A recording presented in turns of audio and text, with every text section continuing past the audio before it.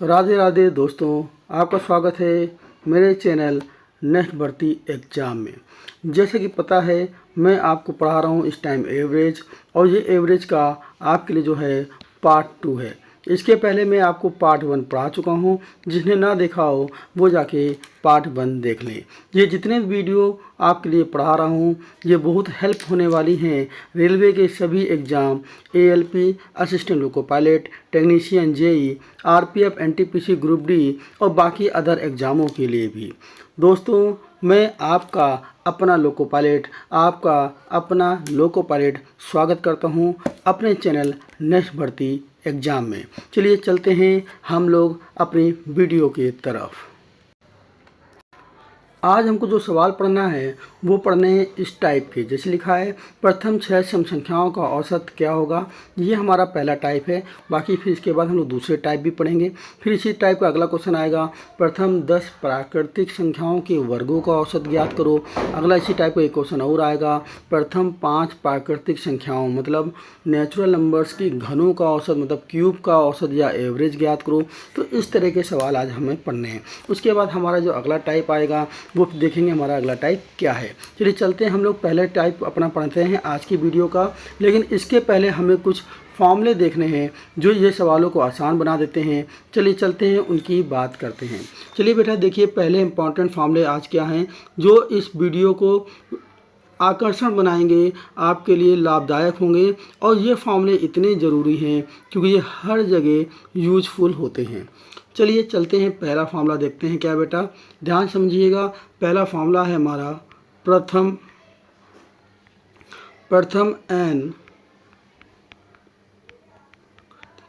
प्राकृतिक संख्याओं का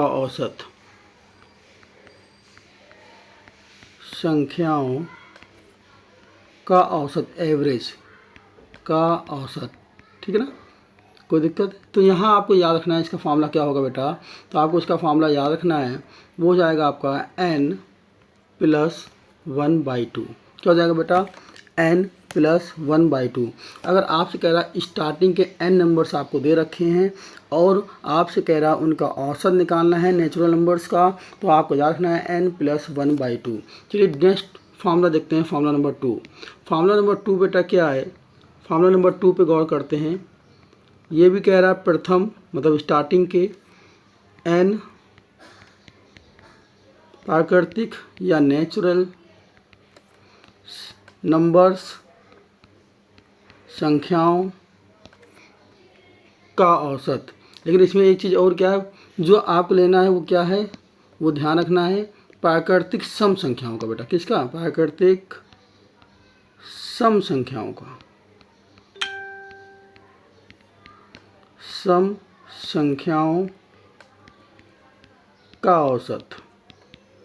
ये फार्मूला आएगा कि इसका निकालने के लिए आपको क्या रखना है, प्राकृतिक सम संख्याओं का औसत। तो आप सीधे याद कर लेंगे बेटा, इसका फार्मूला क्या होता है, आता है n + 1। कहने का मतलब है जो यहाँ दिया होगा आपको, जो आपको दिया होगा उसमें केवल एक जोड़ देना है। क्या कर देना है बेटा, एक जोड़ देना है। लेकिन की पॉइंट बहुत याद रखना है बेटा। की पॉइंट ये है कि स्टार्टिंग में फर्स्ट लिखा हो मतलब प्रथम लिखा हो। क्या लिखा हो बेटा, प्रथम n प्राकृतिक सम संख्याओं का जो औसत होता है वो n + 1 होता है। चलिए नेक्स्ट फार्मूला देखते हैं। फार्मूला नंबर 3 हमारा क्या कहलाता है। फार्मूला नंबर 3 क्या है, ज़रा इसको ध्यान से समझिए बेटा। कहीं अगर लिखा आ रहा है कि पहले के प्रथम n नेचुरल नंबर्स, ठीक है, वो भी कैसे होनी चाहिए, विषम होनी चाहिए बेटा। कैसे होनी चाहिए, विषम।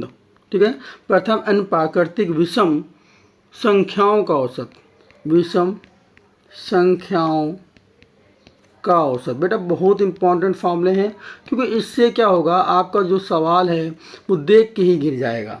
तो इसका औसत क्या होगा बेटा, इसका औसत वही रहता है, n ही रहता है। कहने का मतलब है जो यहाँ लिखा है वही उसका औसत रहेगा। बस आपको याद रखना है स्टार्टिंग में क्या लगा होना चाहिए बेटा। बार बार मैं आपको इंडिकेट कर रहा हूँ कि स्टार्टिंग में प्रथम लगा होना चाहिए। प्रथम n प्राकृतिक विषम संख्याओं का औसत क्या होगा, वो n ही होगा। चलिए नेक्स्ट देखते हैं, question number formula number 4। Formula number 4 बेटा क्या कह रहा है हमसे, ज़रा इसको समझिए। ये कह रहा है, ये बहुत इंपॉर्टेंट फार्मूला है, अगर ये आपको नहीं याद होगा तो आप हो सकता है सवाल में फंस जाएं। प्राकृतिक पूछेगा, लेकिन वो भी कैसा, प्रथम एन नेचुरल नंबर्स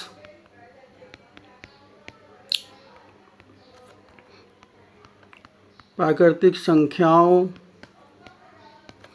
के वर्गों का औसत, के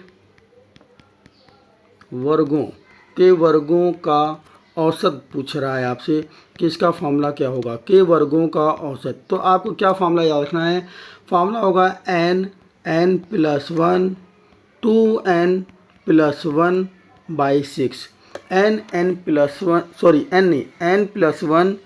2n प्लस 1 बाई 6, ये आपको याद रखना है अगर स्टार्टिंग के n नेचुरल नंबर्स का औसत पूछ रहा है। बेटा ये कहाँ से आता है, ज़रा इसको भी समझ लेते हैं। आपको मैंने इसके पहले, ये कहाँ से फार्मूला आया, ज़रा इसको समझिए। आपको मैंने इसके पहले वाली वीडियो में एक औसत का फार्मूला बताया था। औसत बराबर बेटा क्या होता है, औसत बराबर बताया था कुल योग, क्या बताया था बेटा, कुल योग बटे कुल संख्या। औसत बराबर आपको मैंने बताया था कुल योग बटे कुल संख्या। कुल योग क्या, कुल पदों का योग। ठीक है, यहाँ पे आपसे बोल रहा है स्टार्टिंग के n नेचुरल नंबर्स के वर्गों का औसत। अगर हम स्टार्टिंग के n समझ लें तो इसका मतलब हम क्या बोल रहे हैं, sigma n square. n square का मतलब हो गया, सिग्मा का मतलब ऐड, इसका सिग्मा n स्क्वायर का मतलब क्या होता है बेटा कि 1 का स्क्वायर, 2 का स्क्वायर, 3 का स्क्वायर और डैश अगर बोलो तो n का स्क्वायर, यहाँ तक आपको जाते हैं, ये कहलाता है सिग्मा n स्क्वायर मतलब। और इसका आपने फार्मूला भी सीधे याद कर रखा था। इसका फार्मूला क्या था बेटा, आपको हो गया n प्लस 1 और 2n plus 1 2n plus 1 by 6। ये फार्मूला सब ने पढ़ रखा है। अगर 1 से लेके n तक जा रहे हैं, उसके स्क्वायर का सम कर रहे हैं, 1 का स्क्वायर, 2 का स्क्वायर, 3 का स्क्वायर प्लस n का स्क्वायर, तो उसके जो फार्मूले का फार्मूला होता है n plus 1 2n plus 1 by 6 होता है। अगर आपसे मैंने एवरेज पूछ दिया है, अगर मैंने आपसे बेटा क्या पूछ दिया, एवरेज पूछ दिया है कि एवरेज बताइए इसी का, तो आपको हो गया कुल योग। तो कुल योग बेटा आपका क्या हो गया, आपको हो गया n प्लस 1 और ये हो गया हमारा 2n प्लस 1 और बाई 6 और नीचे कहूँगा कुल संख्याएं। तो आपको संख्याएं कितनी हैं, तो n संख्या है बेटा। कितनी संख्याएं आप हो गए, तो वह n संख्या है। यह फॉर्मूला n संख्याओं के लिए लगा है। जब n संख्याओं के वर्गों का योग आप कर रहे हैं, 1 square plus 2 square plus 3 square dash n square कर रहे हैं, तो संख्याएं कितनी हैं, संख्याएं n हैं। तो आप कहोगे n संख्या हैं। और ये n से n जब कट जाएगा बेटा, तो आप ध्यान से देख रहे होगे जो चीज़ें निकल के आया है n plus 1 2n plus 1 by 6, यही हमारा देखिए ऊपर फार्मूला लिखा है चौथे नंबर में, यही ये फार्मूला लिखा हुआ है n plus 1 2n plus 1 by 6। तो कोई नया फार्मूला नहीं है,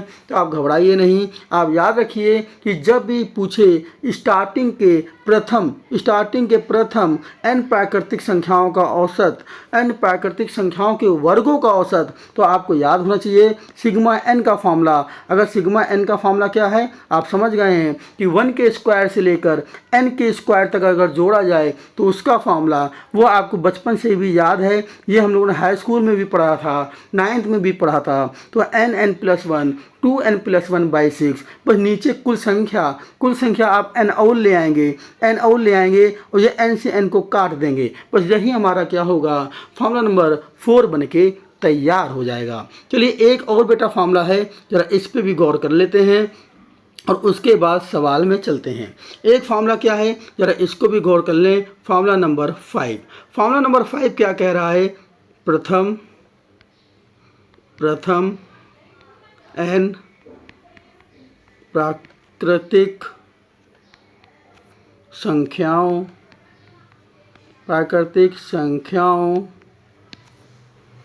के घनों का औसत, के घनों का मतलब बेटा क्यूब, घनों का मतलब क्या हो जाएगा, क्यूब का औसत निकालना है।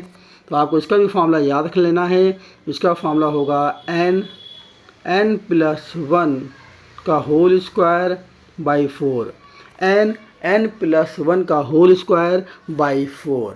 ये भी बेटा वहीं से निकला है। औसत बराबर कुल योग बटे कुल संख्या। अगर मैं आपसे घनों का पूछ रहा हूँ, मतलब आज ये बात हुआ, कुल योग का मतलब क्या हो गया, n स्क्वायर जैसे था तो यहाँ हो गया सिग्मा n क्यूब। इसका मतलब हो जाएगा 1 का क्यूब, 2 का क्यूब और डैश डैश आप जाओगे सिग्मा n का क्यूब। क्या हो जाएगा बेटा, सिग्मा n का क्यूब।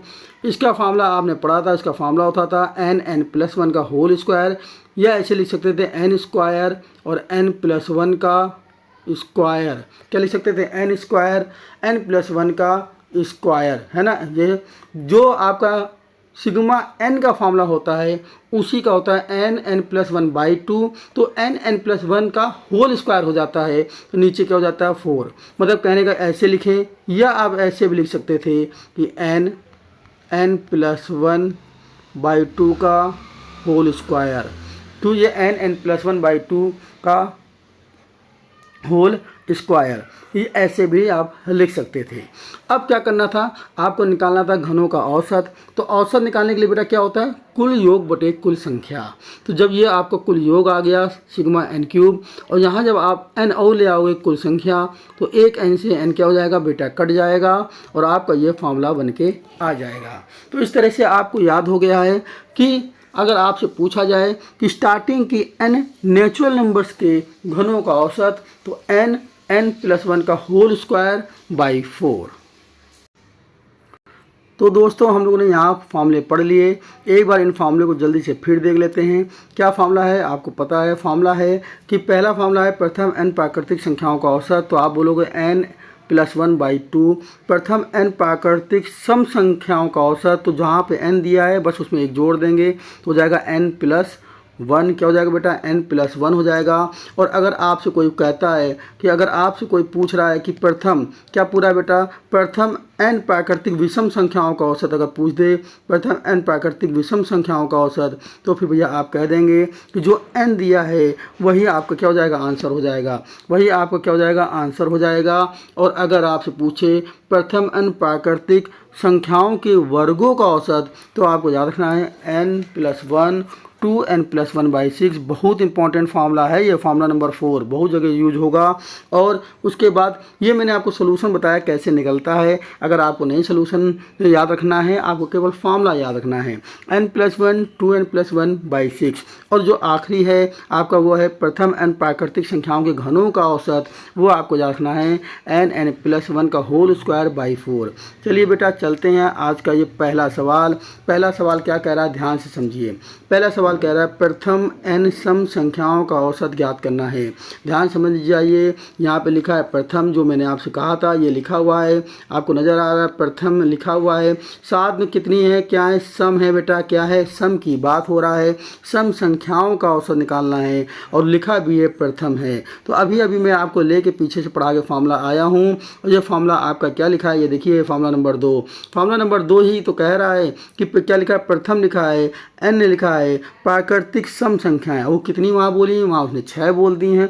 तो क्या कह रहा है, उसका औसत क्या हो जाएगा, जितना बोला उसमें एक जोड़ देंगे, जितना बोला है उसमें एक जोड़ देंगे। तो बेटा यहाँ बोला 6 सम संख्याओं का औसत, 6 सम संख्याओं का औसत बोला है, तो आपको औसत बराबर क्या हो जाएगा, तो आपको भैया n बराबर कितना है, n बराबर हमारा 6 है। और आपसे औसत पूछा गया था, आपसे औसत पूछा गया है, आपको हो जाएगा n+1। क्या हो जाएगा बेटा, n+1। तो 6 में एक जोड़ेंगे तो आंसर हो जाएगा 7।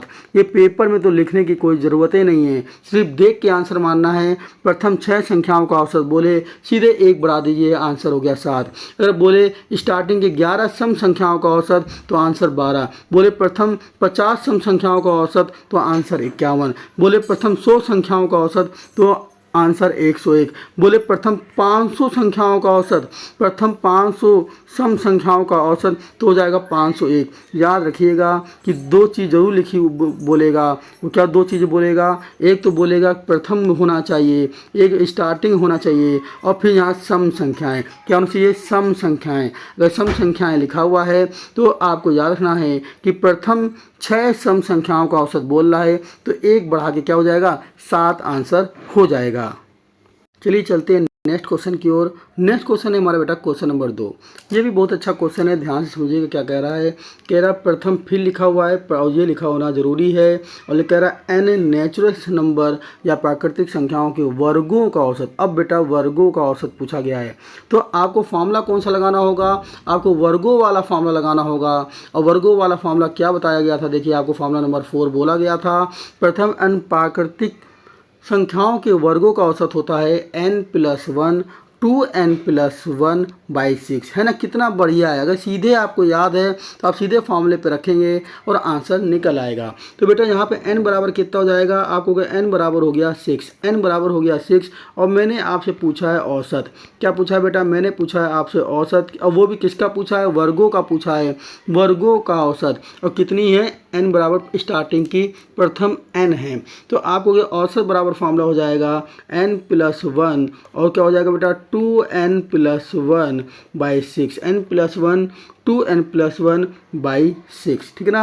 और n बराबर कितना है 10, तो आप n की जगह 10 रख दीजिए। तो यहाँ क्या हो जाएगा बेटा 10+1 हो जाएगा। यहाँ जब 10 रखोगे 10 दूना 20, 20 हो जाएगा, 20+1 हो जाएगा और डिवाइडेड में आ जाएगा 6, ठीक है। मैं एक एक लाइन करके दिखा रहा हूँ, लेकिन जब आप करने लगोगे तो आप ये लाइन को गायब कर देंगे और सीधे जो अब लिखने जा रहे हैं लिखेंगे। 10 और 1 क्या हो जाएगा 11, और इसी तरह यहाँ क्या हो जाएगा 20 और 1 हो जाएगा 21। सब लोग सीधे यही लिखेंगे। n बराबर जहाँ 10 रखेंगे 10+1 बराबर 11 और 10 दूनी 20, 20 में 1 जोड़ोगे 21 बटे कितना 6 हो जाएगा, ठीक है। फिर काटा पीटी कर लिया जाएगा। 3 के पाड़े से कट रहा है तो काट दीजिए, 3 दूनी 6 और 3 से इसको काट दीजिए, 3 7 21। तो बेटा ऊपर कितना आ गया, ऊपर 11 का मल्टीप्लाई करेंगे 77/2 और 2 का डिवाइड करेंगे तो 2 का डिवाइड करें, 2 3 6 बच गया, 1 हो गया 17, 2 8 16, 1 10, 2 5 10। तो जो आंसर आ गया वो आंसर आ गया 38.6। देखिए बहुत गजब का फॉर्मूला है और मैं बता रहा हूँ ये अभी बहुत लोग को ये फॉर्मूला नहीं आता था। अगर ये सवाल आता तो आपसे गलती हो जाती, क्योंकि आप स्क्वायर का औसत कैसे निकालते वहाँ पेपर में घबरा जाते। तो याद रखिएगा वर्गों का औसत या स्क्वायर का औसत पूछे लेकिन स्टार्टिंग के प्रथम n लगे हों तो आपको औसत का फॉर्मूला लगाना है n+1 2n+1/6। चलिए चलते हैं नेक्स्ट क्वेश्चन।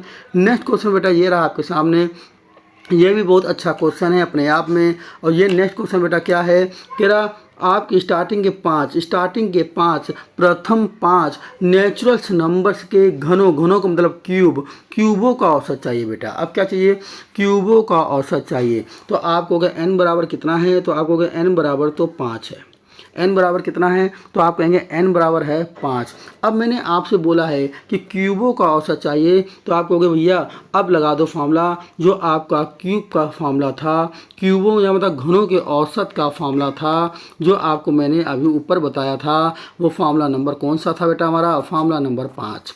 फॉर्मूला नंबर 5 प्रथम n प्राकृतिक संख्याओं के घनों का औसत n+1 का होल स्क्वायर बाई 4। तो चलिए यहाँ रख देते हैं, फॉर्मूला नंबर 5 यहाँ पे रख दीजिए। तो क्या हो जाएगा आपको हो गया n और ये हो जाएगा n+1, क्या हो जाएगा बेटा n+1 का स्क्वायर बाई 4।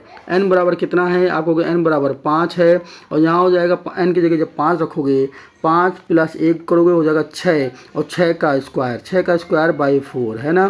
फिर आप क्या कर सकते हो, ये 5 ही रहने दो, 6 का स्क्वायर आपको 36 / 4 और 4 से 36 को काट देंगे तो आएगा कितना 9 और 9 पना कितना हो जाएगा बेटा 45, 9 पना क्या हो जाएगा बेटा 45। तो इसका आंसर कितना आ गया, इसका आंसर हो गया 45। देखिए कितना गजब का कॉन्सेप्ट आपको मैंने बताया है, ठीक है। आपको याद रखने हैं भैया एक वर्गों का क्या याद रखना है, एक वर्गों का औसत निकालने को आए तो वो वाला फॉर्मूला याद रखना है। और एक आपको याद रखना है घनों का औसत का फॉर्मूला याद रखना है, ठीक है। वर्गों का औसत और घनों का औसत बहुत इंपॉर्टेंट है। और साथ में लिखा होगा प्रथम n, है ना, याद साथ में लिखा होगा प्रथम n प्राकृतिक संख्याओं की वर्गों का औसत, प्रथम n प्राकृतिक संख्याओं के घनों का औसत। तो वर्गों का औसत बेटा क्या हो जाएगा, वर्गों का औसत हो जाएगा n+1 और क्या हो जाएगा 2n+1/6। और अगर घनों का आपसे पूछेगा तो आपको n+1 का होल स्क्वायर बाई 4। बहुत इंपॉर्टेंट फॉर्मूले हैं दोनों, और ये याद रखना है। ये टाइप हमारा ख़त्म होता है और चलते हैं नेक्स्ट टाइप में नेक्स्ट तरीके से। वीडियो अच्छी लग रही हो शेयर लाइक करते जाएं और साथ में मेरे पढ़ते जाएं। चलिए दोस्तों चलते हैं नेक्स्ट कॉन्सेप्ट की तरफ।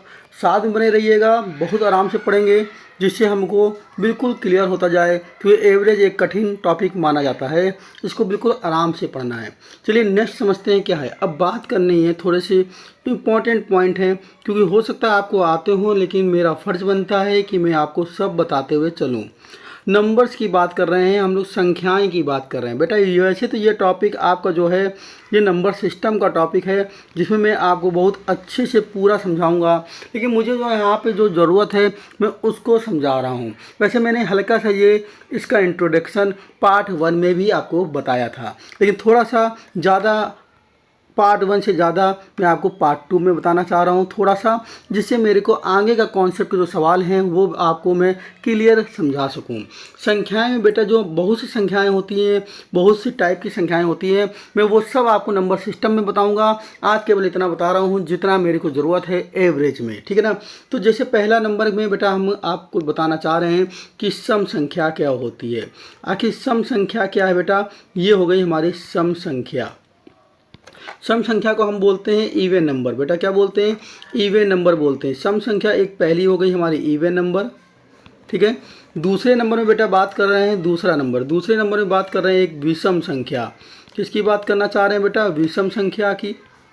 दूसरे नंबर में हम बात करेंगे विषम संख्या की। विषम संख्या को आप लोग बोलते हैं ऑड नंबर। क्या बोलते हैं बेटा, ऑड नंबर। तो ये बात करेंगे हम लोग ऑड नंबर की। बेटा इसकी PDF आपको टेलीग्राम ग्रुप में मिल जाएगी, ठीक है, और व्हाट्सएप ग्रुप में मिल जाएगी। दोनों लिंक आपको दे दिए जाएंगे डिस्क्रिप्शन में, आप वहां से जुड़ जाइएगा, ठीक है। तीसरी जो है वो हम लोग बात कर रहे हैं क्रमागत संख्या की। तीसरी बात करेंगे क्रमागत संख्या, मतलब लगातार जो आ जाए, ठीक है, लगातार संख्या की। और चौथी संख्या जो हम बात करेंगे वो आपकी बात करेंगे अभाज्य संख्या की। किसकी बात करेंगे बेटा, अभाज्य संख्या, ठीक है। जो अभाज्य संख्या की बात करेंगे जिसको हम लोग प्राइम नंबर बोलते हैं बेटा। क्या बोलते हैं, प्राइम नंबर, ठीक है। वैसे आपको भाज्य संख्या, तो भाज्य संख्या आपको बता दूंगा जब मैं अभाज्य संख्या बताऊंगा क्या होती है, ठीक है। चलते हैं थोड़ा सा समझते हैं कि सम संख्या क्या होती है बेटा। सम संख्या क्या होती है, ज़रा इसके बारे में बात करते हैं। तो देखिए ध्यान से आप समझिएगा। सम संख्या वो संख्याएँ होती हैं, सम संख्याएँ वो संख्याएँ होती हैं जो 2 के पारे से कट जाएँ, जो 2 के पारे से कट जाएं। और 2 के पारे से कौन कौन संख्या कटती है ये आपको पता है, जिसके आखिरी में 2 आए, 4 आए, 6 आए, 8 आए, या आखिरी में 0 आए। तो आप ये भी ऐसे भी सोच सकते हैं और ऐसे भी सोच सकते हैं कि सम संख्याएं 2, 4, 6, 8, 10, 12, 14, 2 के अंतर में, ठीक है। मतलब 2 के पारे से क्या हो जाएं, वो सम संख्याएं क्या होती हैं जो 2 के पारे से कट जाएं। 2 के पारे से, कितने के पारे से कटनी है, 2 के टेबल से कट जाएं।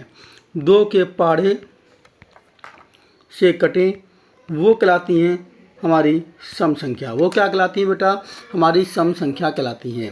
और देखिए क्या हो सकता है, जैसे आपसे कोई पूछ दे कि ये आपको, तो मैंने आपको सम संख्या बता दी, जो 2 के पारे से कटेगी वो सम संख्या है। लेकिन अगर कोई पूछे क्रमागत सम संख्या, क्या पूछे बेटा, क्रमागत शब्द लगा दे, क्रमागत सम संख्या, क्या लगा दे बेटा, क्रमागत सम संख्या का लगा दे। तो इसका क्या मतलब है, इसका मतलब है कि हमें लगातार सम संख्या लेनी है। अगर हमने पहली 2 ली है तो अगली 4 होगी, फिर अगली 6 होगी, फिर अगली 8 होगी। क्रमागत ले रहे हैं हम, तुमसे कह रहे हैं क्रमागत 5 सम संख्याएं बताइए।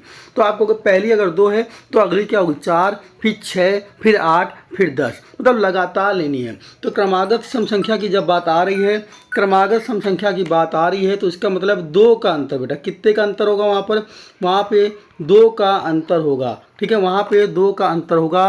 क्रमागत सम संख्याएं हैं मतलब 2 का अंतर होगा। क्लियर हो रहा है, डिफरेंस जो आएगा वो 2 का आएगा, ठीक है ना बेटा। चलिए बात करते हैं विषम संख्या, ऑड नंबर। विषम संख्या बेटा क्या होता है, बात को समझते हैं। विषम संख्या क्या है, विषम संख्या का मतलब हो गया, जैसे मान लीजिए पहली विषम क्या होगी, पहली विषम आपकी 1 होगी, फिर क्या होगी 3 होगी, फिर 5 होगी, फिर 7 होगी, ऐसे आगे बढ़ती जाएगी। विषम संख्या को हम सीधे सीधे कह सकते हैं जो 2 के पारे से ना कटे।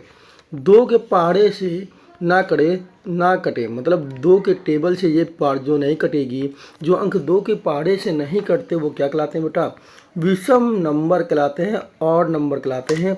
जैसे 3 है, 2 के पहाड़े से नहीं कटेगा, ठीक है। 119 2 के पहाड़े से नहीं कटेगा। ये बात समझ में आपको आ गई। अब इसमें भी ये बोल सकता है कि क्रमागत विषम संख्याएं, 2 क्रमागत विषम संख्याएं बोले, 5 क्रमागत विषम संख्याएं बोले, तो ये ऐसे बोल सकता है कि विषम संख्याएं तो हैं लेकिन कैसी हैं बेटा? क्रमागत हैं।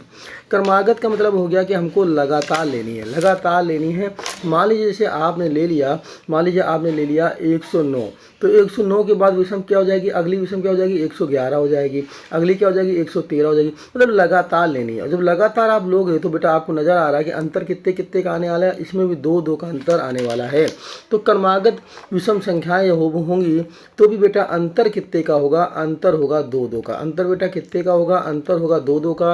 ये इसलिए बता रहा हूँ क्योंकि ये अगले वाले जो टाइप का सवाल आने वाला है उसमें ये यूज होने वाला है। तो आपको याद रखना है सम संख्याओं के बीच, क्रमागत सम संख्याओं के बीच 2 का अंतर, और क्रमागत विषम संख्याओं के बीच भी क्या है बेटा? 2 का अंतर है। अब आपसे अगर कोई बंदा पूछता है क्रमागत संख्याएं, क्रमागत संख्याएं बेटा यहाँ लिखा है, लेकिन यहाँ क्रमागत संख्याओं के साथ सम और विषम नहीं लिखा, मतलब और आपका इवन नहीं लिखा हुआ है, मतलब लगातार लेना है लेकिन क्रमागत लेना है। तो अगर कोई बंदा 1 से लेगा तो अगली यहाँ पे क्या हो जाएगी? 2 हो जाएगी, फिर अगली यहाँ 3 हो जाएगी, फिर अगली 4 हो जाएगी, इससे डैश हो जाएगा, क्योंकि क्रमागत संख्याएं हैं बेटा। कैसी? क्रमागत का मतलब लगातार, ठीक है। और सम विषम लगा नहीं है यहाँ, ना तो सम बोल रहा है ना तो विषम बोल रहा है, केवल क्रमागत बोल रहा है। बात समझ आ गई? अब अगर क्रमागत बोल रहा है तो भैया इनके बीच अगर अंतर देखा जाए तो 1 का अंतर आएगा बेटा। कितने कितने का अंतर आएगा? 1 का अंतर आ रहा है, लगातार संख्या ली जा रही है। कहने का मतलब है अगर मान लीजिए आप बोल देंगे पहली संख्या मैंने x ली है, पहली संख्या मैंने क्या ली है? x ली है, तो अगर मैं पूछूं इसकी अगली बताइए तो आप बोल देंगे x+1, और अगली पूछूं तो आप बोल दोगे x+2। बात समझ आ रही? लगातार 1 का डिफरेंस हो रहा है। अब बात करते हैं अगली संख्या। अगली बेटा क्या है? अगली हम कह रहे हैं कि अगली है हमारी जो अभाज्य संख्या है या भाज्य संख्याएं। भाज्य और अभाज्य का क्या मतलब है? भाज्य का मतलब हुआ वो संख्या जो किसी से कट जाए। अगर किसी के से कट जा रही है तो वो भाज्य संख्या है ना बेटा। जैसे मान लीजिए आप 18 बोल रहे हो तो 18 2 के पहाड़े से भी कट जाएगा, 3 से भी कट जाएगा, 6 से भी कट जाएगा, 9 से भी कट जाएगा। तो ये सब क्या है? भाज्य हो गई। कैसी हो गई? भाज्य संख्या हो गई। तो अब आपके मन में आएगा भैया अभाज्य क्या होती है? अभाज्य वो संख्या होती हैं जिनके केवल और केवल कितने गुणनखंड हो? 2 गुणनखंड हो, केवल 2 गुणनखंड होंगे, 2 फैक्टर होंगे, वो कहलाती हैं अभाज्य संख्या या प्राइम नंबर। अब वो 2 फैक्टर बेटा क्या होंगे? वो 2 फैक्टर एक तो 1 होगा, एक वो स्वयं होगा। स्वयं का मतलब होगा सेल्फ होगा। स्वयं का मतलब इंग्लिश में बोले तो सेल्फ, उसका फैक्टर वही होगा। कहने का मतलब है जैसे अगर आपने 3 ले लिया, क्या ले लिया बेटा? 3 ले लिया। जैसे आपने 3 ले लिया, 3 ये प्राइम नंबर, ये एक प्राइम नंबर है क्योंकि या तो ये 1 से कटेगा या तो ये 3 से कटेगा, या तो 1 से कटेगा या तो 3 से कटेगा, ये प्राइम नंबर है। तो इसके 2 फैक्टर बेटा क्या क्या मिल रहे हैं आपको भैया? 2 फैक्टर में एक तो 1 मिल रहा है और एक क्या मिल रहा है? 3 मिल रहा है। तो एक 1 तो हमेशा मिलेगा, प्राइम नंबर होगा तो 1 तो मिलना ही मिलना है। उसके अलावा आपको बेटा क्या मिल रहा है? 3 मिल रहा है। उसके अलावा आपको क्या मिल रहा है बेटा? 3 मिल रहा है। ये बात आपको समझ में आ रही है ना। अगर कोई बंदा कह दे, देखिए अगला ले लेता है, कह रहा भैया 7 ले लेते हैं, क्या लेते हैं? 7 अगर आप ले लोगे तो आपको 7 के भी 2 फैक्टर आ जाएंगे, 7 के भी 2 फैक्टर हो जाएंगे, एक 1 हो जाएगा और एक क्या हो जाएगा बेटा? 7 हो जाएगा। तो भी आप होगी ये जो प्राइम नंबर, ये एक प्राइम नंबर है 7, ये प्राइम नंबर है या अभाज्य संख्या है। अब किसी के दिमाग में आ रहा है कि जरा हम 2 ले लें, 2 ये एक प्राइम नंबर है क्या? नहीं। आप कहोगे भैया 2 जो है वो प्राइम नंबर होगा क्योंकि 1 से कटेगा या तो 2 से कटेगा, तो ये भी एक प्राइम नंबर है। लेकिन ये आप देखोगे तो इवन भी है, ये कैसी? इवन भी है 2 और ये प्राइम नंबर भी है, ठीक है। लेकिन अगर कोई कहेगा 1 ले लेते हैं तो बेटा 1 से देखते हैं, 1 का पहला फैक्टर तो 1 से तो कटेगा ही कटेगा, और ये खुद भी अपना क्या है? 1 से ही कटेगा। मतलब क्या? ये एक 1 तो सब में आ रहा था, ये 1 सब में आ रहा था, और एक इसमें चीज़ आ रही थी सेल्फ। सेल्फ का मतलब ये स्वयं से कट रहा था, तो इसका भी सेल्फ क्या है बेटा? ये स्वयं से कट रहा है, तो ये 1 ही आ रहा है। क्या आ रहा है?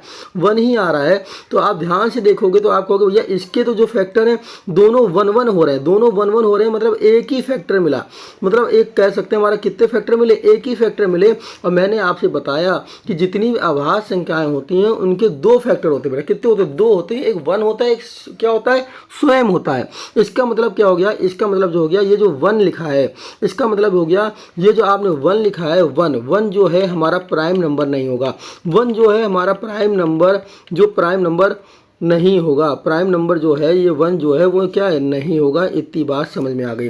तो पहला प्राइम नंबर बेटा क्या हुआ? तो आपसे हम कहेंगे कि अगर क्वेश्चन कोई पूछ देता है, क्वेश्चन ये भी पूछ देता है सबसे पहला प्राइम नंबर कौन सा है या पहली अभाज्य संख्या कौन सी है, तो आप कहोगे भैया पहली अभाज्य संख्या,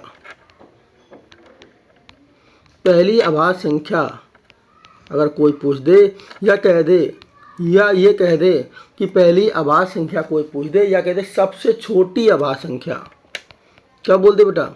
ये भी बोल सकता है सबसे छोटी अभाज्य संख्या। बहुत इंपॉर्टेंट पॉइंट है और ये पेपर में पूछे जाते हैं। सबसे छोटी अभाज्य संख्या ये पूछ दे। सबसे छोटी का मतलब क्या हो गया? सबसे smallest, very smallest prime number अगर पूछता है, या आपसे ये पूछता है सबसे छोटी सम अभाज्य संख्या, सबसे छोटी सम अभाज्य संख्या, या ये पूछ दे, तो बेटा ये कुछ भी तीनों का आंसर क्या है?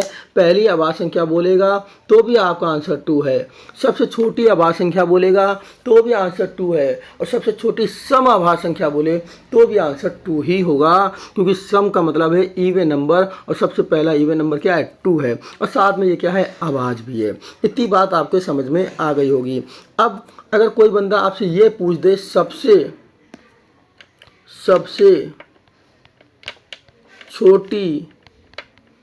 छोटी विषम अभाज्य संख्या, हो सकता है ये भी पूछ दे सबसे छोटी विषम अभाज्य संख्या, ऑड प्राइम नंबर। क्या पूछ रहा है बेटा? ऑड प्राइम नंबर, वो भी कितना? स्मॉलेस्ट। तो क्या होगा?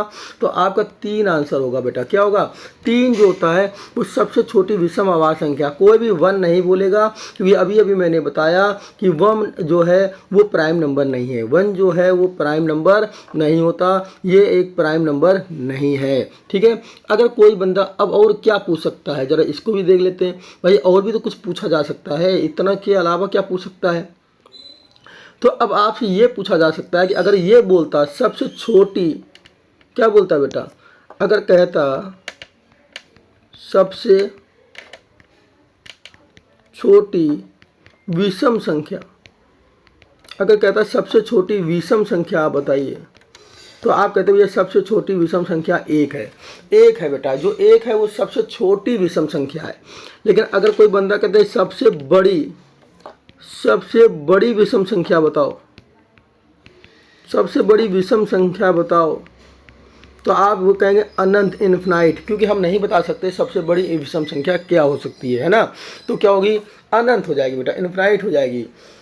कोई अगर आपसे पूछ दे सबसे छोटी सम संख्या, कोई पूछ दे सबसे छोटी सम संख्या, क्या बोल दे बेटा? सबसे छोटी सम संख्या, तो आप क्या कहेंगे? कहेंगे सबसे छोटी सम संख्या वो क्या है? 2 है बेटा, 2 है। कैसी है? सबसे छोटी सम संख्या क्या है बेटा? वो 2 है। आपको याद बनी रहेगी कि सबसे छोटी सम संख्या जो है 2 है। इसी तरह बोल दे सबसे बड़ी विषम संख्या, सबसे बड़ी विषम संख्या, तो वो भी आप कहोगे अनंत है बेटा। सबसे बड़ी विषम संख्या क्या है? अनंत है। हमको नहीं पता कि वो क्या हो सकती है ना।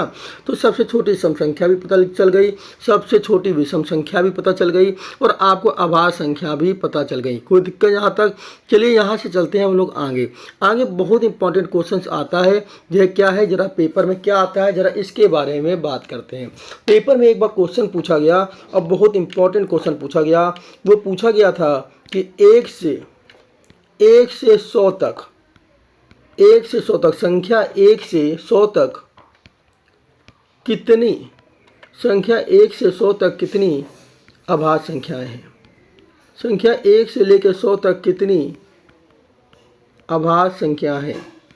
ये क्वेश्चन पूछा गया था कि संख्या 1 से लेकर 100 तक कितनी अभाज्य संख्या है। बहुत इंपॉर्टेंट ये क्वेश्चन पूछा गया था और ध्यान रखिएगा ये आपको याद भी रखना पड़ेगा कि कितनी है। इससे बार बार क्वेश्चन बनेगा, बार बार क्वेश्चन बनेगा। तो ज़रा हम निकाल लेते हैं कि 1 से 10 के बीच में, उसके बाद बात करेंगे 11 से 20 के बीच में, फिर बात करेंगे 21 से 30 के बीच में, और अगली बात करेंगे 31 से 40 के बीच में। ऐसे करते हुए हम 100 तक जाएंगे।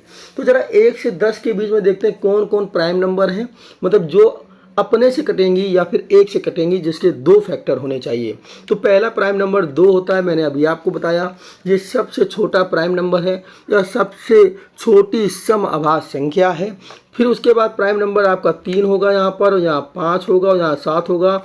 तो आपको 4 प्राइम नंबर मिलेंगे। याद करने का तरीका मैं अभी बता दूंगा, आपको रट जाएंगे प्राइम नंबर, टेंशन लेने की ज़रूरत नहीं है। बस मेरे साथ बने रहिए और ऐसे ही पढ़ते रहिए। बहुत बिंदास तरह से पढ़ाऊँगा, आपको एक एक चीज़ याद हो जाएगी। उसके बाद 11 से 20 के बीच में प्राइम नंबर 11 होगा। यहाँ पे बेटा अगला प्राइम नंबर 13 है, अगला 17 होता है और फिर अगला 19 होता है।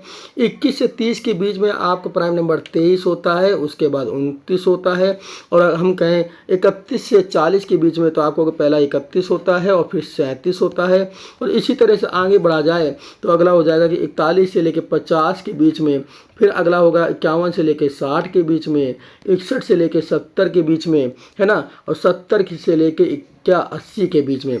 तो आप कहोगे भैया 41 से 50 के बीच में कौन कौन होगा, तो आप कहेंगे 41 हो जाएगा, 43 हो जाएगा और आपका एक 47 हो जाएगा। उसके बाद 51 से 60 के बीच में आपका हो जाएगा 53, ये एक प्राइम नंबर है। उसके बाद 59 भी प्राइम नंबर है। और 61 से लेकर 70 के बीच में आपका 61 होगा, 67 होगा बेटा। और 71 से 80 के बीच में आपका 71 होगा, 73 होगा और आपका 79 होगा। चलिए थोड़ा सा और आगे बढ़ लेते हैं कि आपका अगला क्या है। कि अगर मैं आपसे अगला पूछ दूं कि भैया कहाँ से कहाँ के बीच में, 81 से लेके मतलब 81 से लेके 90, और अगला आपकी बात हो जाएगी 91 से लेके 100, क्योंकि हमें 100 तक जाना था।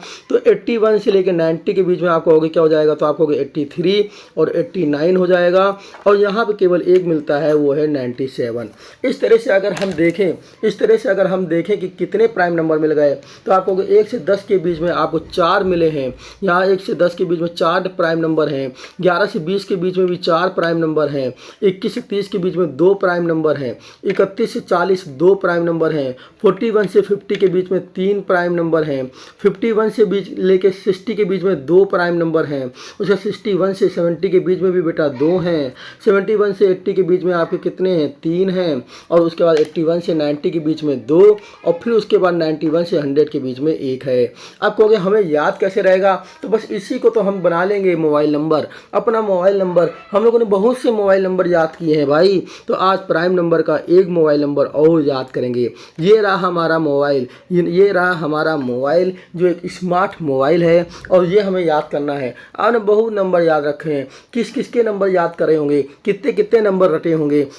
तो एक नंबर और रट लेते हैं। मोबाइल नंबर क्या है, मोबाइल नंबर पहला है 44 भैया, क्या है 44। 44 का आधा करेंगे तो 22, 44 का आधा करेंगे 22, तो 4422। इतना तो याद हो गया, कितने आराम से याद करा दिया। 44 और 44 का आधा 22। उसके बाद अगला क्या है, अगला आएगा 32, अगला है 32 32 32, और उसका उल्टा कर दो। ये 32 है तो अब लिख दो 23, अब क्या लिख दें 23, तो हो जाएगा 23। क्या हो जाएगा बेटा 23। तो देखो यहाँ तक तो याद हो गया, 44223223, और बाद में आपको याद रखना है 21, बाद में याद रखना है 21।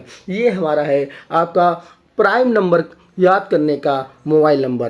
प्राइम नंबर याद करने का मोबाइल नंबर मैंने आपको दे दिया, जिसे आपको हमेशा याद बना रहेगा 4422322321। और अब ज़रा देखा जाए तो अगर इन सबको जोड़ा जाए तो 1 से लेके 100 तक बेटा, 1 से लेके 100 तो आप अगर पूछे प्राइम नंबर कितने हैं, तो आपको 25 प्राइम नंबर है। कितने प्राइम नंबर हैं, 25 प्राइम नंबर हैं। 25 अभाज्य संख्याएँ होती हैं। 1 से 100 के बीच में 25 अभाज्य संख्याएँ होती हैं बेटा।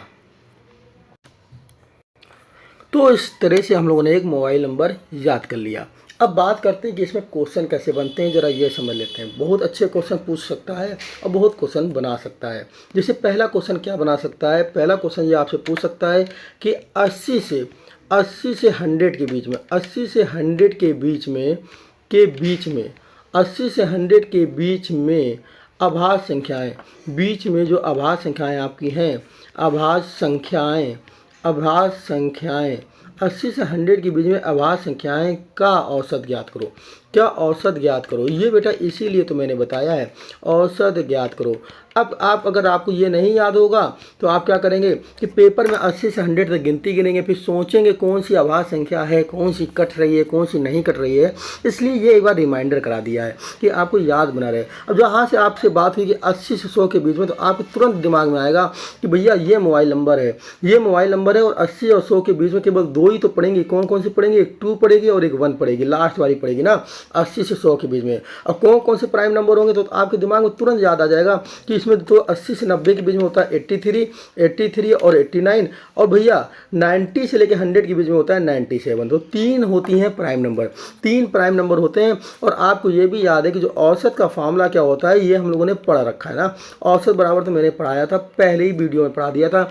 औसत बराबर होता है कुल योग। बेटा क्या होता है, कुल योग और कुल संख्या, कुल योग और कुल संख्या। ये कुल योग बेटा क्या, कुल योग है कुल पदों का योग, कुल पदों का योग बटे कुल संख्या। तो हमें इसका एवरेज निकालना था, इसका क्या निकालना था, एवरेज निकालना था। तो आपको कुल योग कर दो, तीनों को जोड़ देंगे और बटे क्या कर देंगे बेटा, 3 कर देंगे। बटे क्या कर देंगे, 3 कर देंगे, क्योंकि 3 संख्याएं हैं। बात क्लियर हो गई कि तो क्या हो जाएगा, औसत बराबर हो जाएगा कुल योग बटे कुल संख्या, क्योंकि उसने 80 से 100 के बीच में पूछा था। अब आपको इतने को जोड़ लेना है भैया। तो ये 7 लिखा है और 7 और 9, 9 और 7 हो गए 16, और 16 और ये 3 कितने हो गए 19। ठीक है, तो 19 की क्या हो गई बेटा 9, बच गया 1 हासिल। तो आप इसको जोड़ लें, 8 8 16, 16 और ये 9, 16 और 9 कितने हो गए 25, 16 9 25 और 1 हासिल, तो हो गया आपका 26। इतनी बात आपको समझ में आ गई होगी ना। 8 8 16 और 16 9 25 और 1 26, और नीचे बेटा क्या 3, नीचे 3। अब 3 का भाग देना है तो कितनी बार जाएगा, 8 बार चला जाएगा। तो 9 बार में तो ज़्यादा हो जाएगा, 3 8 24, कितना बच गया 2 बचा, तो अब हो गया 29। अब कितनी बार जाएगा, आपको अब 9 बार जाएगा, 3 9 27 ना। अब 2 बच गया तो हो जाएगा 20। बेटा पॉइंट लगाएंगे, 0 बढ़ाएंगे, 20 हो जाएगा, 3 6 18। तो इस तरह से आपका एवरेज आ गया, इस तरह से आपका क्या आ गया, एवरेज आ गया। तो कुछ भी ऐसे पूछा जा सकता है। मान लीजिए अगला जैसे इसने पूछ दिया, आपसे कह दिया भैया आपको बताना है कि 1 से लेके 10 तक सभी अभाज्य संख्याओं का क्या निकालना है, एवरेज निकालना है। क्या क्वेश्चन पूछा गया कि क्वेश्चन आपसे पूछा गया 1 से लेके, क्या क्वेश्चन पूछा गया बेटा, क्वेश्चन कह रहा 1 से 10 तक, 1 से 10 तक सभी, 1 से 10 तक सभी अभाज्य संख्याओं, सभी अभाज्य, ये बहुत बार क्वेश्चन आया है बेटा, बहुत बार आया। आप जब देखोगे 1 से लेकर 10 तक सभी अभाज्य संख्याओं का औसत ज्ञात करना है, और ये बहुत बार क्वेश्चन आया है बेटा। औसत ज्ञात करो या एवरेज ज्ञात करो 1 से लेकर 10 तक सभी प्राइम नंबर्स का। तो आप कहोगे भैया 1 से लेकर 10 तक कितने प्राइम नंबर होते हैं, तो आपको याद है कि 1 से 10 के बीच में तो वैसे 4 प्राइम नंबर होते हैं। और 4 प्राइम नंबर कौन कौन होते हैं, 2 3 5 7 होते हैं बेटा। कौन कौन होते हैं, 2 3 5 7। तो आपको भैया 4 प्राइम नंबर होते हैं, 2 होता है, 3 होता है, 5 होता है और क्या होता है 7 होता है। ये 4 प्राइम नंबर हैं 1 से 10 तक। क्योंकि मैं आपको औसत निकालने को कह रहा हूँ, तो आप कहोगे औसत बराबर होता है कुल योग बटे कुल संख्या।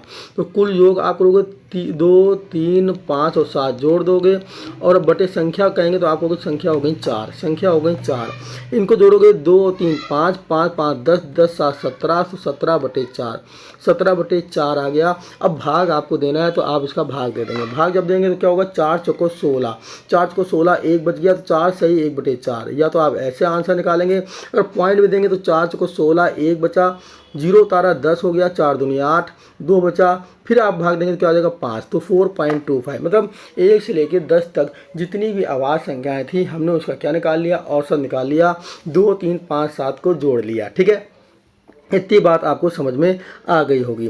कभी कभार एक क्वेश्चन और पूछा गया है, उसकी में भी बात कर लेते हैं। वो क्वेश्चन क्या पूछा था इन्होंने पेपर में बेटा, ये पेपर में आया था कि 1 से लेकर 20 तक, 1 से 20 तक अभाज्य संख्याओं का औसत, 1 से 20 तक सभी अभाज्य संख्याओं का औसत, ये भी पूछा गया बेटा। सभी अभाज्य संख्याएं, जितनी भी अभाज्य संख्याएं हैं हमारी, सभी अभाज्य संख्याएं का एवरेज ज्ञात करना था, औसत ज्ञात करो।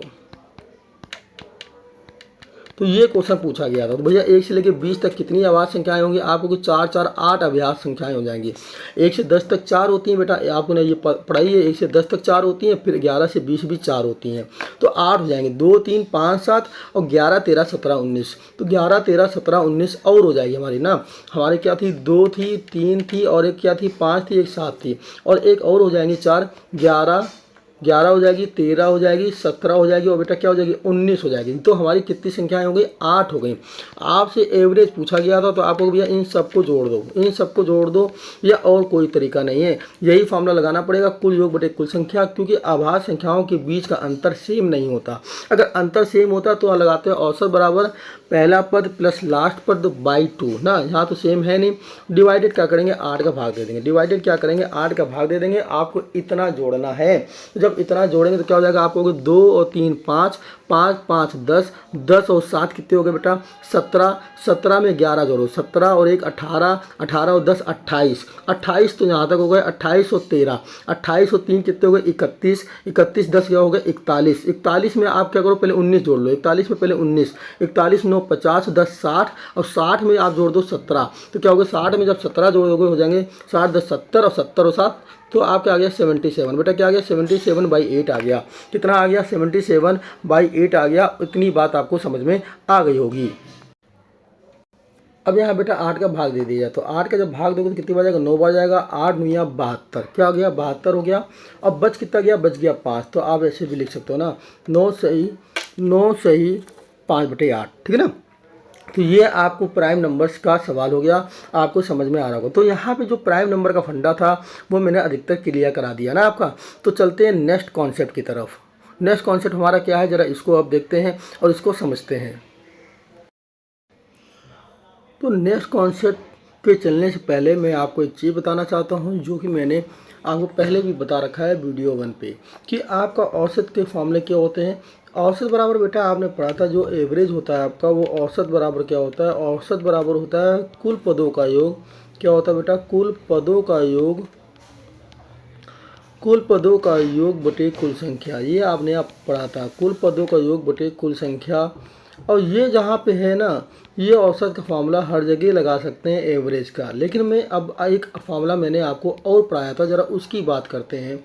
एक फार्मूला पढ़ाया गया था, औसत बराबर क्या होता है, जो एवरेज होता है आपका, वो एवरेज होता है, क्या होता है, पहला पद। जो आपका पहला पद है बेटा, जो पहला पद है, पहला पद के साथ अगर अंतिम पद को जोड़ दिया जाए, अंतिम पद क्या कर दिया जाए बेटा, जोड़ दिया जाए, तो पहला पद प्लस अंतिम पद, पहला पद प्लस अंतिम पद क्या हो जाएगा, बाई 2 हो जाएगा। और ये फार्मूला तब लगता था जब, क्या नोट कराया था मैंने आपको बताया था, ये फार्मूला तब लगता था बेटा जब अंतर समान हो। जो पद आपको दे रखे हैं, पदों का अंतर क्या हो बेटा, जो पदों का अंतर हो, पदों का अंतर, पदों का या टर्म्स का अंतर, जो संख्याएं आपकी दे रखी हैं उनका अंतर क्या हो, पर जो पदों का क्या अंतर बेटा, यहाँ क्या लिखेंगे, अंतर। तो पदों का अंतर क्या हो, बराबर हो या क्या हो, समान हो ना। तो ये फॉर्मूला हमें लगाना था। इसमें मैंने आपको एक चीज़ और बताई थी, ये जो एवरेज निकलता है, जो बेटा एवरेज हमारा निकलता है, जिसका दूसरा नोट आप याद कर लें, ये पहला नोट है और ये दूसरा नोट अगर याद कर लें, कि ये जो एवरेज निकल के यहाँ आता है, ये हमेशा मध्य पद होता है। क्या होता है बेटा, मध्य पद होता है, आपको याद रखना है। मध्य पद होता है, मतलब मिडिल टर्म्स होता है। कौन सा होता है, मिडिल टर्म्स होता है, और या कह सकते हैं मध्य पद होता है। कहने का मतलब है, जैसे आपसे कोई बात बोल दी जाए इस तरह से, क्या बोला जाए बेटा, कि 2 3 5 7 9, इसका हम कह रहे हैं एवरेज निकालना है। तो भैया ये एवरेज जब आप निकालोगे तो आप क्या कहोगे, ये देखो अंतर कितने कितने का, पहले तो ये चेक करो, यहाँ अंतर तो अलग अलग का हो गया, यहाँ अंतर 1 है, यहाँ अंतर कितने का, 2 का, यहाँ अंतर कितने का, 2 का, और यहाँ भी अंतर कितने का है, 2 का है। तो भाई ये पहला पद प्लस लास्ट पद बाई 2 नहीं लगा पाएंगे, ये बात समझ में आपको आ गई। लेकिन अगर इसी तरह मैं ले लूँ आपसे, क्या बेटा कह दो, 1 3 5 7 9। अब आप कहोगे अंतर चेक करो, तो आप कहोगे हाँ भाई अब तो अंतर यहाँ भी 2 का है, यहाँ भी अंतर 2 का है, यहाँ भी अंतर 2 का है, यहाँ भी अंतर 2 का है। तो आप सीधे कहोगे भैया जो एवरेज होगा वो हमारा क्या हो जाएगा, एवरेज हमारा हो जाएगा पहला प्लस लास्ट बाई 2, तो 1 + 9 बाई 2, तो 10 बाई 2 5 एवरेज आएगा। और अगर 5 एवरेज आएगा तो आप देख रहे होगे ये जो 5 पद दिए हैं अंतर बराबर है, तो एवरेज हमेशा क्या निकल के आता है, मिडिल टर्म निकल के आता है। देखिए ये मिडिल टर्म जो है वही इसका एवरेज आया है, वही इसका क्या आया है, एवरेज आया है। लेकिन अगर कोई लड़का कहेगा नहीं इसके ऐसे ले लें भैया, यहाँ आपने 5 पद लिए हैं, चलो आप 5 पद की जगह हम क्या ले लें 6 पद ले लें, तब क्या होगा, तब भी मेरा जवाब बेटा वही है जो मैंने पहले बोला। अंतर चेक करेंगे, आपको यहाँ भी अंतर 2 का है, यहाँ भी अंतर 2 का, हर जगह जो अंतर आ रहे हैं बेटे 2 के आ रहे हैं। और जब अंतर 2 के आ रहे हैं तो आप फिर लगाओगे एवरेज, और एवरेज बराबर हो जाएगा पहला प्लस लास्ट बाई 2, पहला प्लस लास्ट बाई 2, तो 1 + 11 क्या हो जाएगा 12, और 12 बाई 2 करोगे तो आपका आएगा 6। क्या आ जाएगा बेटा 6 आ जाएगा। और अगर बात करें क्या मिडिल टर्म है 6, तो हम बिल्कुल कहेंगे मिडिल टर्म इसका बताइए, तो आपको 3 पद इधर से अगर छोड़ दिए जाएँ और 3 पद इधर से छोड़ दिए जाएँ, या ऐसे समझ लें आप कह सकते हैं कि जब पदों की संख्या 6 है, पदों की संख्या कितनी है 6 है, 1 3 5 7 9 11 है, तो पदों की संख्या 6 है, तो आपको 2 मिडिल टर्म मिलने वाले हैं, 2 और 7, 5 और 7 बेटा 2 मिडिल टर्म आ जाएंगे आपके 5 और 7, और इनका बीचों बीच जो मिडिल होगा वही तो मिडिल टर्म होगा। तो हमारा इसका बीच का क्या आएगा, इसका बीच का आएगा 6, और 6 ही हमारा क्या है मिडिल टर्म है, हमारा एवरेज है। या ऐसे समझ लें कि हमेशा जब संख्याएं सम दी गई हों ना, संख्याएं सम दी गई हों, तो भैया क्या होता है मिडिल टर्म हमें हमेशा 2 मिलते हैं, और जब 2 मिलते हैं तो उनके बीच का जो होता है वो क्या होता है मिडिल टर्म बन जाएगा, एवरेज बन जाएगा, 6 बन जाएगा। या इस तरह से भी समझ सकते हैं कि 3 अगर इधर से छोड़ दें और 3 इधर से छोड़ दें तो इसके बीच में क्या आने वाला है 6 आने वाला है, तो 6 हो जाएगा। बात समझ में आ रही है क्या नहीं आ रही है, क्लियर हो रही होगी मेरे हिसाब से। तो हमेशा याद रखना है जब अंतर बराबर होता है तो हमारा जो मिडिल टर्म होता है वही हमारा क्या होता है एवरेज होता है। ठीक है, तो यहाँ तक की बात क्लियर हो गई होगी। तो हम अब चलेंगे अपने सवाल की तरफ और देखते हैं कि क्या हमारा सवाल है। ये रहा हमारा सवाल नंबर पहला। सवाल नंबर पहला क्या कह रहा है, ज़्यादा ध्यान से देखिए। क्वेश्चन नंबर पहला कह रहा है 7 लगातार सम संख्याओं का औसत 56 है। औसत बेटा 56 है। पहले आप ये देख लें कैसी हैं, सम है और कितनी है 7 हैं। तो मतलब 7 है तो मिडिल टर्म हमें कितने मिलने वाले हैं, एक ही मिडिल टर्म मिलेगा। सम है इसका मतलब है कि आपसे ये क्वेश्चन कह रहा है कि सम संख्याएं हैं तो आप कितने कितने का अंतर होगा बेटा, 2 2 का अंतर होगा। क्योंकि क्यों क्या होगा 2 2 का अंतर, क्योंकि बोला था मैंने क्रमागत बोलो या लगातार बोलो, साफ साफ बोला गया 7 लगातार हैं तो 2 2 का अंतर होगा। लेकिन 7 है तो 7 में एक मिडिल टर्म मिलेगा, और जो मिडिल टर्म मिलेगा ये मान लीजिए हमारा मिडिल टर्म है, और जो ये मिडिल टर्म है वही एवरेज कितना है बेटा, तो वो आपको एवरेज कह रहा है 56 है। तो मिडिल टर्म हमें क्या मिल गया 56 मिल गया बेटा, क्या मिल गया 56 मिल गया। टोटल संख्याएं कितनी हैं 7 हैं, 7 में एक मिडिल टर्म आप यहाँ पे लिख चुके हो, तो अब बची 6। तो 6 मिडिल जब 6 बची हैं बेटा और ये आपने मिडिल लिख लिया, इसका मतलब है कि इस तरफ अब आपकी 3 रह गई और इस तरफ आपकी 3 रह गई। 56 के लेफ्ट में 3 और 56 के राइट में 3 संख्याएं रह गई हैं। तो सबसे बड़ी पूछ रहा है, तो बड़ी अगर निकालना है तो इधर की तरफ जब जाएंगे यहाँ बड़ी निकालेंगे, तो आपको भैया कितने कितने का अंतर है, क्रमागत संख्याओं में 2 2 का अंतर है। और भैया इधर की तरफ कितनी संख्याएं हैं, इधर की तरफ 3 संख्याएं हैं और सबसे बड़ी पूछा है, तो आपको भैया 2 2 का अंतर है। तो आप कहेंगे कि यहाँ पे क्या कर दिया जाए, यहाँ कर दिया जाए 2 × 3। 2 × 3 बराबर क्या हो जाएगा बेटा 6 हो जाएगा। और 56 में अगर 6 जोड़ दें, 56 में 6 जोड़ दें तो आंसर आ जाएगा कितना 62।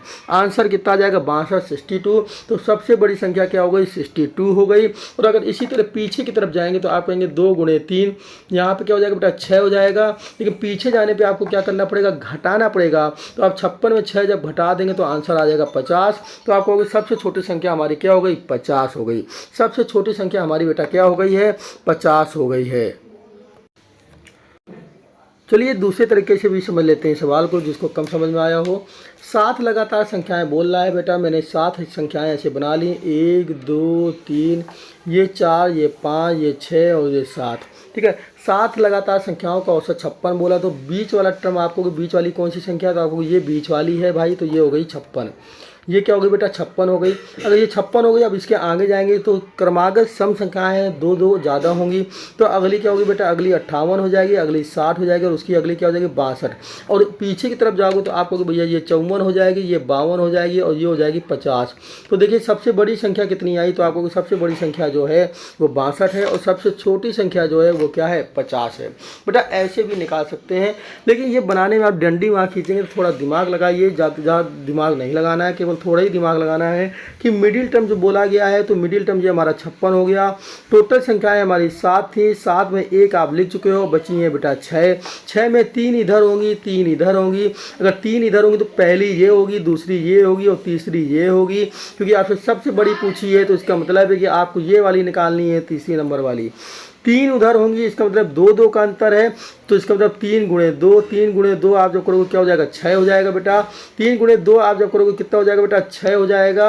और 6 अगर इसमें जोड़ दिया जाए, 56 में अगर आप 6 जोड़ दो तो ये 62 इसका आंसर आता है, सबसे बड़ी। इसी तरह से पीछे जाओगे तो छोटी निकालनी है, तो आपको 6 क्या करते हैं 56 में से अगर 6 घटा दें तो आपको भैया ये क्या आता है 50 आंसर आता है। ये हो गई हमारी सबसे छोटी। कभी कभार ये भी बेटा क्वेश्चन पूछ सकता है, याद रखना कि सबसे बड़ी और सबसे छोटी का एवरेज ज्ञात करने को कहते सबसे बड़ी संख्या जो आई है, सबसे बड़ी व सबसे छोटी, सबसे बड़ी व सबसे छोटी जो संख्या है बेटा, सबसे बड़ी और सबसे छोटी संख्या का एवरेज निकालने को कह दे या औसत निकालने को कह दे, तो आपको याद रखना है जो दोनों आई हैं उनको क्या हो जाएगा 50 प्लस 62। तो अब आपको लगा देना है कुल योग बटे कुल संख्या, तो 50 प्लस 62 और संख्या कितनी है 2, संख्या कितनी है 2। अब ये आपका कितना हो जाएगा 2 6 5 11/2, और जब भाग दोगे 2 पंचे 10, 1 12, 2 छके 12, तो आंसर हो जाएगा 56। आंसर क्या हो जाएगा 56 हो जाएगा। ये भी आपको याद रखना है। चलिए चलते हैं हम लोग नेक्स्ट क्वेश्चन। नेक्स्ट क्वेश्चन ये रहा है बेटा हमारा, बहुत अच्छा क्वेश्चन है, इसकी बात करते हैं। नेक्स्ट क्वेश्चन जो है हमारा वो ये क्वेश्चन है, इसकी बात करते हैं। नेक्स्ट क्वेश्चन क्या कह रहा है, सवाल में कह रहा है 10 लगातार सम संख्या है। ध्यान रखिएगा क्वेश्चन क्या कह रहा है, क्वेश्चन कह रहा है बेटा 10 लगातार कितनी है 10 है और कैसी है सम है।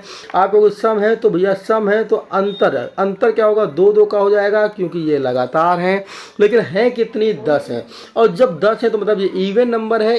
10 कैसा नंबर होता है, इवन नंबर होता है, और इवन नंबर के दो मिडिल टर्म आते हैं। जब 10 संख्याएं होंगी तो मतलब 2 मिडिल टर्म होंगे, 2 मध्यपद होंगे, तो हमने ऐसे 2 बना दिए। बट हमको तो मिडिल टर्म जो औसत होता है वो मिडिल टर्म होता है, तो दोनों के बीचों बीच जो होगा वो हमारा क्या हो गया औसत। तो हमारा ये औसत हो गया 55।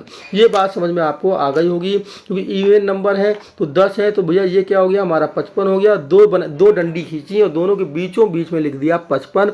अब बेटा ये 55 है तो याद रखिए ये 2 मध्यपद थे, एक तो ये मध्यपद है और एक ये मध्यपद है, इसके बीच का आपने 55 लिखा है। तो ये वाला अगर हमें निकालना पड़ जाए, हम तुमसे पूछें ये वाला बताओ क्या होगा, तो आपको भैया 55 में से क्या करो 1 जोड़ दो। क्यों 1 जोड़ रहे हैं, क्योंकि अंतर 2 2 का है और आप अभी बीचों बीच में खड़े हो, तो एक लेफ्ट वाले को देगा और एक क्या देगा राइट वाले को देगा। तो भैया 55 में 1 जोड़ेंगे तो ये 56 हो जाएगा, और अगर पीछे जाएंगे तो एक क्या करेंगे घटाएंगे तो ये 54 हो जाएगा। अब हमारे 2 पद निकल आए, 2 पद हमें पता चल गए। टोटल कितने हैं, तो आपको भैया टोटल तो हमारे 20 थे, टोटल हमारे 10 थे, 10 में से 2 चले गए, बचे 8। अगर 8 बचे तो 4 राइट साइड में होंगे, 4 लेफ्ट साइड में होंगे, 4 हमारे इधर होंगे, और अंतर 2 2 का चल रहा है, तो 4 गुणे 2 बराबर हो जाएगा 8। 4 गुणे 2 बराबर हो जाएगा 8, और अगर 56 में 8 जोड़ दें तो लास्ट वाली संख्या आ जाएगी, सबसे बड़ी संख्या हमारी आ जाएगी। तो 56 में 8 जब जोड़ोगे हो जाएगा 64। तो हमारी ये सबसे बड़ी संख्या आ गई। क्या आ गई बेटा, सबसे बड़ी संख्या आ गई। आपसे पूछा जाए सबसे बड़ी संख्या तो 64 है, लेकिन सवाल में आपसे सबसे छोटी संख्या पूछी गई थी। तो छोटी के लिए आप पीछे जाएंगे, छोटी के लिए आप जब पीछे जाएंगे तो आप करोगे 8 गुणे तो 4 गुणे 2 क्या करेंगे, सॉरी बेटा 4 गुणे 2 करेंगे, तो 4 गुणे 2 बराबर हो जाएगा 8। तो 8 आप 54 में से 8 घटा देंगे, 54 में से जब 8 घट जाएगा तो आंसर आ जाएगा 46। क्या बेटा आ जाएगा, आंसर आ जाएगा 46। तो सबसे छोटी संख्या हमारी क्या हो जाएगी 46 हो जाएगी बेटा। एक बार मैं फिर इसको समझा देता हूँ, आप दोबारा समझ लीजिए कि मान लीजिए 10 है तो हमने अगर 10 डंडी बनाए 1 2 3, इसी तरह से ये 4 5 6 7 8 9 और ये 10 डंडी। तो अगर मैं आपसे कहूँ मिडिल बताइए तो आप कहोगे भैया मिडिल क्या है, 4 डंडी 1 2 3 4 ये छोड़ो तो 5 6 इधर, ये देखो 2 डंडियाँ ये जो है ये मिडिल मिल गई बेटा, 4 इधर छोड़ दी 4 इधर छोड़ दी। अब इसका बीचों बीच वाला ही तो 55 होगा, तो इसका ये बीचों बीच बेटा ये क्या हो गया, ये हमारा 55 हो गया। अगर ये 55 हो गया तो बेटा इसका एक ये ज़्यादा हो जाएगा 56 और ये हो जाएगा 54 ना, तो बीचों बीच इसका मिडिल टर्म हो गया। जब भी इवन नंबर देगा तो बीचों बीच वाला मिडिल टर्म के लिए 2 पद मिलेंगे, 2 पद जो मिलेंगे उसके बीच में आपको लिख लेना है एवरेज, तो वो एवरेज हो गया। अब उसका आधा दे दो लेफ्ट वाले को, आधा दे दो राइट वाले को, तो भैया अंतर 2 2 का था, तो 2 2 का अंतर था तो आधा, 2 का आधा होता है 1, तो 1 इसको दे दिया, 2 का आधा होता है 1 तो 1 इसको दे दिया, क्योंकि पीछे जा रहे हैं तो माइनस पे, आगे जा रहे हैं तो प्लस पे। एक 56 हो गया, एक 54 हो गया। अब भैया 2 2 का अंतर है तो आप अगला ये क्या हो जाएगा, ये हो जाएगा 58, अगला ये क्या हो जाएगा, ये होगा 60, अगला क्या होगा, ये होगा 62, तो अगला ये हो जाएगा 64। इसी तरह से इधर जाओगे पीछे बैक जाओगे तो ये होगा क्या होगा 52, ये होगा 50, ये होगा 48 और ये हो जाएगा आपका 46। तो सबसे छोटी संख्या 46 और सबसे बड़ी संख्या कितनी आ गई, तो ये आ गई 64। सबसे बड़ी संख्या क्या आ गई 64। लेकिन बेटा अभी 10 संख्याएं थे, आपने 10 डंडियां बना ली, लेकिन अगर 10 संख्या ना हो गया वो कहते 50 संख्याएं तो क्या आप 50 डंडी बनाएंगे, नहीं बेटा 50 डंडी नहीं बनाएंगे, इस तरह से समझेंगे जैसे मैंने ऊपर समझाया है। ठीक है, एक क्वेश्चन बेटा कभी कभार ये भी पूछ सकता है कि 10 सम संख्याएं हैं, उनका मध्य पद कितना है 55 है, इनका मिडिल टर्म या औसत क्या है 55 है, और आपसे पूछे अंतिम की 3 जो अंतिम की 3 संख्याएं आई हैं उनका औसत बताइए। अंतिम 3 मतलब ये जो लास्ट में 3 संख्या आ गई, अंतिम 3 संख्या का औसत, अंतिम तीन संख्याओं का औसत बताइए, तो का औसत। तो ये भी तो बेटा पूछ सकता है। अगर ये क्वेश्चन पूछ दिया तो क्या करोगे, तो आप क्या करोगे, कहोगे भैया जो आखिरी के 3 है वो लिख लिया जाए, तो 60 62 और 64 और औसत बराबर होता है कुल योग बटे कुल संख्या। अगर पहला वाला फॉर्मूला लगाओगे कुल योग बटे कुल संख्या, तो यहाँ 3 संख्याएं, यहाँ 3 का दे दो भाग, ऊपर को सबको जोड़ के 3 का भाग दोगे, आंसर आ जाएगा 62, आंसर आ जाएगा 62। कोई कहेगा भैया ऐसे क्यों करो, सीधे ये कर लो, जब 3 संख्याएं हैं 60 है और 62 है और 64 है, इसका एवरेज निकालना है। तो आपने बताया था अंतर 2 2 का है, अंतर 2 2 का है तो हम लगा सकते हैं पहला क्या है 60 और लास्ट वाला क्या है 64/2, तब भी आंसर बेटा क्या आएगा 62 आएगा, तब भी आंसर 62 आएगा। लेकिन कोई और भी बहादुर लड़का होगा, अच्छा लड़का होगा, वो कहेगा अरे आप ही ने तो बताया था, 3 संख्याएं हैं, ये लास्ट की अंतिम 3 संख्याओं का औसत निकालना है, और अगर ये 60 है, ये 62 है और ये 64 है, तो अभी आप बताते चले आए हैं जो मिडिल टर्म होता है वही तो एवरेज होता है, क्योंकि अंतर सेम है, तो मिडिल टर्म क्या है, यहाँ पे तीनों के बीच का मिडिल टर्म क्या है 62 है, और तीनों के बीच का मिडिल टर्म 62 है, तो यही तो हमारा क्या हो गया एवरेज हो गया, यही हमारा एवरेज हो गया। तो तीनों संख्याओं का एवरेज क्या हो गया 62 हो गया, कितना हो गया 62 हो गया। ऐसे भी बंदा बोल सकता है क्योंकि 62 क्या हो जाएगा मिडिल टर्म हो जाएगा। यहाँ तक बात क्लियर हो गई होगी और समझ में आपको आ गई होगी। चलिए चलते हैं हम लोग अपने नेक्स्ट क्वेश्चन की तरफ। तो नेक्स्ट क्वेश्चन क्या है बेटा, हमारा नेक्स्ट क्वेश्चन है क्वेश्चन नंबर 3। क्वेश्चन नंबर 3 जरा समझ लेते हैं क्या है। क्वेश्चन नंबर 3 18 क्रमागत संख्याएं, कैसी बेटा है 18 संख्याएं हैं वो भी क्रमागत है। बहुत अच्छा क्वेश्चन है ये, ध्यान रखिएगा पेपर में बहुत बार आया है। कह रहा 18 क्रमागत संख्याओं। अब देखिए यहाँ 18 डंडी तो आप नहीं बनाओगे ना भाई, तो 18 क्रमागत संख्याओं का औसत आपसे बोल दिया गया है। कह रहा इसका जो औसत है बेटा 18 क्रमागत संख्याओं का औसत जो है वो 45.5 है। कितना बेटा 45.5 है, आपसे ये सवाल में कह रहा है। तो कह रहा तो बड़ी व छोटी संख्या ज्ञात करो। तो सबसे बड़ी व सबसे छोटी संख्या आपसे पूछी गई है। सबसे बड़ी व सबसे छोटी, सबसे बड़ी व सबसे छोटी संख्या, सबसे बड़ी व सबसे छोटी संख्या ज्ञात करो। ये आपसे पूछा गया है कि सबसे बड़ी और सबसे छोटी संख्या क्या करनी है, आपको ज्ञात करनी है। तो बेटा सबसे बड़ी और सबसे छोटी संख्या कैसे निकालेंगे, चलिए ये देखते हैं। कह रहा 18 क्रमागत संख्याएं हैं, इसका क्या मतलब है। जब क्रमागत संख्या है बेटा, कैसी संख्या है, आप कहोगे क्रमागत है। क्रमागत का मतलब हो गया लगातार, और अंतर रहेगा 1-1 का, क्योंकि यहाँ सम और विषम नहीं लिखा है बेटा, सम और विषम नहीं लिखा है, केवल क्रमागत संख्या लिखी, तो अंतर क्या रहेगा 8-8 का। अब कितनी संख्याएं आप कहोगे 18 है, 18 कैसा नंबर है, इवन नंबर है, मतलब सम संख्या है ना, 18 संख्या, याद रखना सम नहीं है, 18 संख्याएं हैं, है ना। मैं ये नहीं कह रहा कि 18 क्रमागत सम संख्याएं, केवल 18 संख्याएं हैं। तो 18 संख्याएं हैं तो बीच में 2 पद आ जाएंगे बेटा, और बीच में जब 2 पद आ जाएंगे तो मैंने कहा इसके बीचों बीच का जो होगा वो एवरेज हो जाएगा, वो एवरेज हो जाएगा 45.5। क्या हो जाएगा बेटा, 45.5, ये इसका एवरेज हो गया। ये आपको बात समझ में आ गई, 45.5 एवरेज हो गया। अब क्रमागत संख्याओं का अंतर कितना है, एक एक का, तो जब इसके इधर जाएंगे तो इसका आधा आधा दे देंगे, एक का आधा हो जाएगा 0.5 और इधर भी एक का आधा हो जाएगा 0.5। आगे जा रहे हैं तो जुड़ेगा 45.5 में जब 0.5 जोड़ोगे तो बेटा ये हो जाएगा 46, और पीछे क्या करोगे, घटाओगे तो जो हो जाएगा 45, ये क्या हो जाएगा 45। इस तरह से 18 क्रमागत संख्याओं में हमने 2 संख्याएं बीच की निकाल ली। जब 2 निकाल ली, 18 में से 2 चली गई तो बची 16, और 16 बची तो बेटा इधर कितनी बची, 8। जब इधर 8 बची तो 8 गुणे, और क्रमागत संख्याओं का अंतर 1 1 है तो 8 गुणे 1 करोगे तो आएगा 8, और 46 में 46 में अगर 8 जोड़ दें तो आप क्या करोगे, 46 में अगर 8 जोड़ दें तो 46 + 8 जब आप करोगे तो आपका आंसर आने वाला है 54, 54 हमारी सबसे बड़ी संख्या है। इसी तरह से अगर हम पीछे जाएंगे तो पीछे करोगे 8 गुणे 1, और 8 गुणे 1 जब आप करोगे तो फिर आएगा 8, और 45 में आपको 8 घटा दें, अगर 45 में 8 घटा दें तो हमारा आएगा कितना, 37, और 37 जो है हमारी सबसे छोटी संख्या है। तो सबसे बड़ी संख्या हमारी कितनी हो गई, सबसे बड़ी संख्या हमारी हो गई 54, और सबसे छोटी संख्या जो हो गई हमारी हो गई 37। मेरे ख्याल से यहाँ तक आपको पूरा ये कॉन्सेप्ट क्लियर हो गया होगा। तो बेटा आज की वीडियो हम यहीं तक रखेंगे, और नेक्स्ट पार्ट जल्दी से अगले दिन में लेके आऊँगा नेक्स्ट कॉन्सेप्ट के साथ और बेहतरीन कॉन्सेप्ट के साथ। तब तक के लिए हमारे साथ बने रहें और हमारे चैनल पे बने रहें और हमेशा वीडियो देखते रहें, क्योंकि मैं आपको बिल्कुल एवरेज पढ़ा रहा हूँ बेसिक से। तब तक के लिए जय हिंद। चैनल को सब्सक्राइब करना ना भूलें और लाइक करना ना भूलें। वीडियो अच्छी लगे तो कमेंट ज़रूर करें कि आखिर मैंने आपको जो पढ़ाया वो आपको कैसा समझ में आया, ये हमें कमेंट से समझ में आ जाता है। तब तक के लिए दोस्तों जय हिंद। फिर मिलेंगे आपको नेक्स्ट वीडियो में हम नेक्स्ट कॉन्सेप्ट के साथ।